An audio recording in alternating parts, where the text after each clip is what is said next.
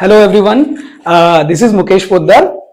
Thank you so much last video में इतना प्यार देने के लिए। Thank you so much Abhinandan Bhowmik and Eminence for commenting on my video. So आप लोगों ने जैसे बोला था कि और वीडियो चाहिए, तो मैंने एक और वीडियो बनाने के लिए सोचा है। Thank you so much for इतना like so much of love to me. And today I came with a very important again topic and you won't believe, मेरा दिमाग खराब हो गया जब मैं एनालिसिस कर रहा था कि ये जो टॉपिक पे मैं आज क्वेश्चन बना रहा हूं, मतलब जो टॉपिक के ऊपर मैंने आज कॉन्सेप्ट बनाया है, वीडियो बनाया है, उस वीडियो से उस कॉन्सेप्ट के ऊपर लगभग लास्ट 5 साल में 6 साल में नीट में हर बार क्वेश्चन आया है। NEET 2025, 24, 23, 22, 21, 20 continue. और अगर आप बोर्ड में भी देखोगे ना, तो बोर्ड में भी आपको 2025 में भी क्वेश्चन था, 2024 में भी क्वेश्चन था, 20 में भी था, 19 में भी था, 18 में भी था। इसका मतलब ये बहुत ही एक इंपॉर्टेंट टॉपिक है और आज इसी इंपॉर्टेंट टॉपिक के बारे में हम डिस्कस करने वाले हैं। ठीक है, तो ज्यादा लेट नहीं करते हुए हम वीडियो को छोटा रखेंगे और मैं आशा करता हूं कि जो जो बच्चे नीट का तैयारी कर रहे हैं उन्होंने नीट का फॉर्म फिलअप कर दिया होगा। एनटीए ने ऑलरेडी नीट का फॉर्म निकाल दिया है, रिलीज कर दिया है। आपको नीट का फॉर्म फिलअप करना है, as well as CBSE board की जो एग्जाम है आपकी 12th की, जो आपका 17 तारीख से शुरू होने वाला है, 17 या 18 तारीख से शुरू होने वाला है, उसकी भी आपको तैयारी करनी है जोर शोर से। और मैं आपके लिए छोटे छोटे वीडियोस बना के देते रहूंगा ताकि आपको हेल्प मिलते रहे। कोई भी आपको हेल्प चाहिए प्लीज कमेंट सेक्शन में लिखिए, कहीं पे भी इंप्रूव करना हो प्लीज कमेंट सेक्शन में लिखिए। आप लोगों का हेल्प मुझे बहुत जरूरी है ताकि मैं आपको हेल्प कर सकूं उसी तरीके से। Cooperation is needed from both the side. चलिए स्टार्ट करते हैं आज वापस से इंसुलिन के टॉपिक पे। क्या होता है इंसुलिन? ये क्लास 12th का एक बहुत ही इंपॉर्टेंट टॉपिक है जो हमें पढ़ना है, ताकि हम इसके जो भी हमारे बोर्ड के इस बार के क्वेश्चन आएंगे हम उसको आराम से कर सकते हैं। ठीक है, चलिए अब इंसुलिन होता क्या है बच्चों? आप एक चीज समझो कि आप लोगों ने घर पे बहुत बार देखा होगा कि आपके दादा दादी पापा मम्मी काफी टाइम पे एक इंजेक्शन यूज करते हैं। वो इंजेक्शन कहां यूज करते हैं? खाने के पहले। आपने देखा होगा कि वो कभी पेट में नाभि के पास 2 उंगली छोड़ के गैप देके फिर वो इंजेक्शन ले रहे होते हैं, कभी पैर पे ले रहे होते हैं, ये इंजेक्शन लेते हैं। ये इंजेक्शन किस चीज की होती है? ये इंजेक्शन होती है आपकी इंसुलिन की। और ये जो इंसुलिन हार्मोन है, ये इंसुलिन हार्मोन किस काम में लगता है इस बारे में आज हमको पढ़ना है। और ये आपके क्लास 12th में भी है, बायोटेक्नोलॉजी एंड इट्स एप्लीकेशन में। चलिए समझते हैं। तो बच्चों इंसुलिन क्या होता है? इंसुलिन एक बेसिकली एक हार्मोन है। इंसुलिन क्या है? बेसिकली एक हार्मोन है।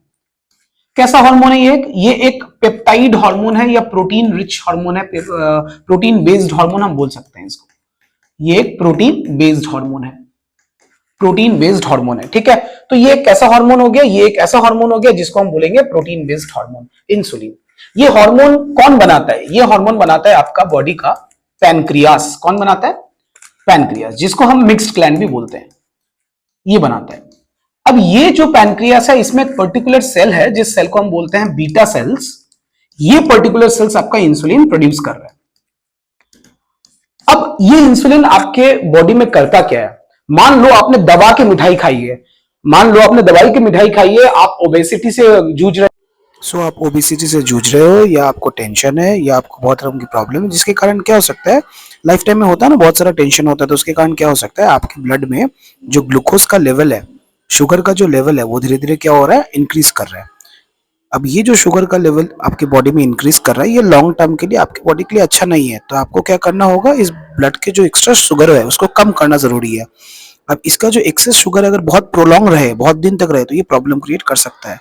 और इसके कारण आपको क्या हो जाएगा, डायबिटीज हो जाएगा, जिसको हम बोलते हैं शुगर डिजीज या डायबिटीज मेलाइटिस बोलते हैं, इसको हम कहते हैं शुगर डिजीज। ठीक है, अब इसी शुगर डिजीज को कम करने के लिए हमारे बॉडी में इंसुलिन क्या करता है, एक्सेस ग्लूकोज को, देखिए जो भी एक्सेस ग्लूकोज होगा, जो भी एक्सेस शुगर होगा, उसको क्या करेगा, वो लिवर पे या हमारे जो एडिपोज टिश्यू होते हैं जो हमारे स्किन के नीचे, उसके ऊपर क्या करेगा, वो उसको डिपॉजिट कर देगा। डिपॉजिट करने से क्या होगा, ब्लड शुगर लेवल ऑटोमेटिकली कम हो जाएगा और इंसुलिन अपना काम ढंग से कर लेगा। आपका पैनक्रियास बनाता है, पैनक्रियास में बीटा सेल्स बनाते हैं और ये हार्मोन बनने के बाद क्या करेगा, आपके ब्लड में जो एक्सेस अमाउंट ऑफ ग्लूकोज है उसको शिफ्ट करेगा कहां पे, लिवर पे और आपके एडिपोज टिश्यू, जो आपके ये वाले जो टिश्यूज होते हैं इसमें। चलते हैं नेक्स्ट पार्ट पे। अब इसके बाद आपको समझना होगा इसके बारे में कुछ, इसका बैकग्राउंड, इसकी कुछ हिस्ट्री। बच्चों आपको एक चीज याद रखनी है, एनसीईआरटी कहती है कि पहले इंसुलिन स्लॉटर्ड एनिमल से यूज किया जाता था। तो उसके पहले एक और चीज आपको समझना है कि इंसुलिन बेंटिंग एंड बेस्ट नाम के जो दो साइंटिस्ट थे, बेंटिंग एंड बेस्ट, याद रखना बेंटिंग एंड बेस्ट, ये जो दो साइंटिस्ट थे, इन्होंने इसको आइसोलेट किया था और क्या किया था, इसको डिस्कवर किया था। हम बोल सकते हैं इसको डिस्कवर भी किया था और आइसोलेट किया था बेंटिक एंड बेस्ट नाम के दो साइंटिस्ट ने, ठीक है। और एनसीईआरटी कहती है कि ये जो पिग दिख रहा है आपको, पिग या कैटल, ये जब स्लॉटर्ड अवस्था में थे, यानी कि इनको जब काट के इनको इनके अंदर से, मतलब काटा नहीं जाता था पहले, उस जगह स्लॉटर्ड जो कैटल्स एंड पिग्स थे उनमें से उनका जो पैनक्रियास था, उनके पैनक्रियास में से इंसुलिन को एक्सट्रैक्ट किया जाता था और इंसान के यूज के लिए। क्योंकि अगर किसी के इंसान में अगर इंसुलिन वाला जो जीन है वो काम करना बंद कर दे तो उस केस में क्या होगा, इंसुलिन की मात्रा बॉडी में कम हो जाएगी और उसको क्या हो जाएगा, डायबिटीज हो जाएगा। तो उस प्रॉब्लम को सॉल्व करने के लिए इंसुलिन बाहर से एक्सट्रैक्ट किया जाता है, किससे, पिग एंड कैटल से, स्लॉटर्ड पिग एंड कैटल से, और उसको यूज किया जाता था इंसान को प्रॉब्लम सॉल्व करने के लिए, उसके बॉडी में देने के लिए। अब उससे प्रॉब्लम तो सॉल्व हो गया, कौन सा प्रॉब्लम सॉल्व हो गया, डायबिटीज का जो प्रॉब्लम है वो धीरे धीरे कम होने लग गया, यानी कि वो जो डिजीज मैनेजमेंट जो है वो होने लग गया। लेकिन क्या नहीं हुआ, क्या प्रॉब्लम नहीं आई, एक नई प्रॉब्लम आ गई, वो ये थी कि लोगों को धीरे धीरे एलर्जी होने लग गई, लोगों को धीरे धीरे एलर्जी होने लग गई, किससे, पिग एंड कैटल के स्लॉटर्ड जो इंसुलिन आ रहा है उससे उनको एलर्जी होने लग गई। अब क्या हुआ, तो फिर इसका कोई एक सोल्यूशन निकालना बहुत जरूरी था। तो इस सोल्यूशन के निकालने के लिए अभी जो फिलहाल हम जो इंसुलिन यूज कर रहे हैं वो सोल्यूशन वाला इंसुलिन है, कौन सा, जो अभी अपडेटेड इंसुलिन है। तो अभी हम उसके बारे में पढ़ेंगे कि किस तरह से इंसुलिन को बनाया गया और क्या होता है। अब आपको एनसीईआरटी एक सवाल पूछती है कि can we take this orally. आप एक मिनट सोच के बताओ कि हम क्या इंसुलिन को ओरली ले सकते हैं। तो बच्चों इसका सीधा साधा आंसर होगा अ बिग नो, नहीं ले सकते, नहीं ले सकते। अब इसका रीजन क्या है नहीं ले सकते हैं, क्यों नहीं ले सकते हैं? इसका रीजन ये है कि इंसुलिन एक पेप्टाइड हार्मोन है, प्रोटीन बेस्ड हार्मोन है। अगर आप उसको ओरली लेते हैं तो क्या होगा, आपके पेट में कौन है, HCl है, हाइड्रोक्लोरिक एसिड, जिसका pH कितना है, 1.8 के लगभग है ना। और आपके पेट में क्या है, प्रोटीन डाइजेस्टिंग एंजाइम है, पेप्सिन है आपकी बॉडी में, protein digesting enzyme, protein digesting enzyme है। ये क्या करेगा, आपका जो इंसुलिन है उस इंसुलिन को क्या कर देगा, डाइजेस्ट कर देगा, it will digest that insulin.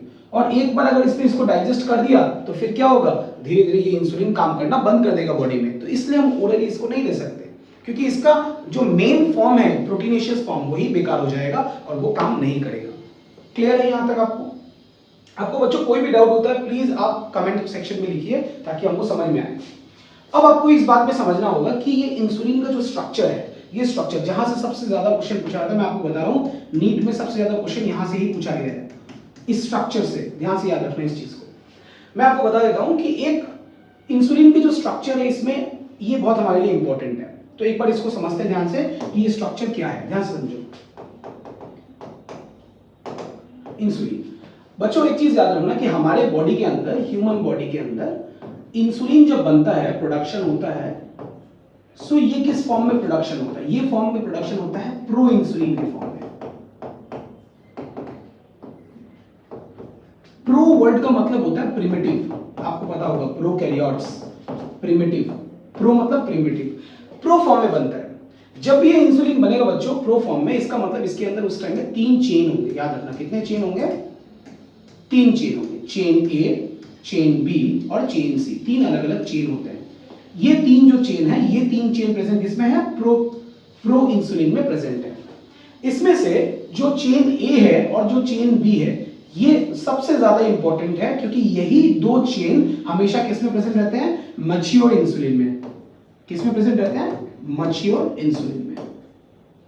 तो इसका मतलब क्या है सर, आपने एक वर्ड यूज किया प्रो इंसुलिन, एक वर्ड यूज कर दिया आपने मैच्योर इंसुलिन, इसका मतलब क्या है? तो आपको एक चीज समझना है कि हमारी बॉडी इंसुलिन को जब बना रही है तो वो प्रो इंसुलिन फॉर्म में बना रही है, और उसमें टोटल कितने चेन है, 3 चेन है। ये सबसे इंपॉर्टेंट लाइन है। और जब वो मैच्योर फॉर्म में कन्वर्ट होता है तो उसमें से जो सी चेन है उसको काट के रिमूव कर दिया जाता है। तो हमारे लिए जो मैच्योर फॉर्म ऑफ इंसुलिन है उसमें सिर्फ कितने चेन होते हैं, 2 चेन होते हैं। कौन से? एक होता है चेन ए और एक होता है चेन बी।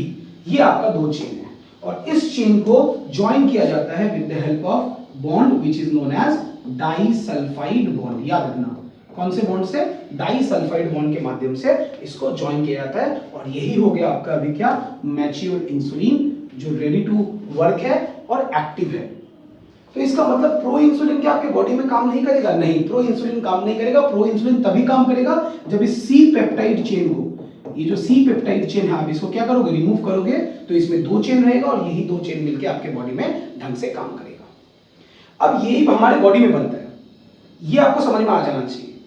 अब इस चैप्टर में हमें जो बायोटेक्नोलॉजी एप्लीकेशन चैप्टर है उसमें क्या कहा गया? उसमें कहा गया कि ये जो इंसुलिन बाहर बनाया गया ना, इस इंसुलिन को साइंटिस्ट ने सोचा कि हम क्यों ना इसको एनिमल सोर्स से नहीं बल्कि कोई बैक्टीरिया के सोर्स से अगर बनाए तो बहुत बेहतरीन होगा, क्योंकि बैक्टीरिया प्रोकैरियोटिक ऑर्गेनिज्म है, उसके अंदर अगर बनाएंगे तो उसका बॉडी का जो उनके जो प्रोटीन्स होंगे वो हमारे लिए उतना ज्यादा मतलब वो एलर्जी कॉज नहीं करेंगे जितना स्लॉटर्ड एनिमल से हो रहा था। तो एक कंपनी है जिसका नाम है एली कंपनी। इस कंपनी ने क्या किया 1983 में, 1983 या 1980 के लगभग उस टाइम में क्या किया, इस कंपनी ने एक बैक्टीरिया को यूज किया, जिस बैक्टीरिया का नाम था ई कोलाई। क्या नाम था आपका? Famous E coli, Escherichia coli.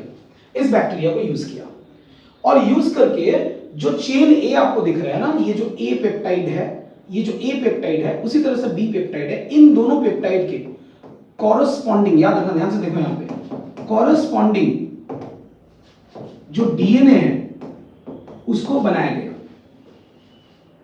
क्या बनाया गया? Corresponding DNA. इसका मतलब सर ये पेप्टाइड है, पेप्टाइड का मतलब आप बोल रहे हो कि ये प्रोटीन है, ये प्रोटीन है, तो प्रोटीन का कॉरेस्पॉन्डिंग क्या बनाया गया? डीएनए बनाया गया। और डीएनए का स्ट्रेच बना के इसको किसमें डाला गया? इसको इनकॉर्पोरेट करवाया गया। It is being incorporated into a plasmid.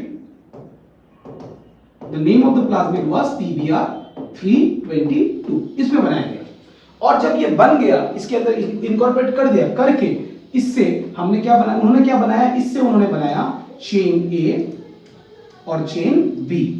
ये दोनों चेन उन्होंने सेपरेटली बनवाया। क्या बनवाया? चेन ए और चेन बी दोनों उन्होंने सेपरेटली बनवाया।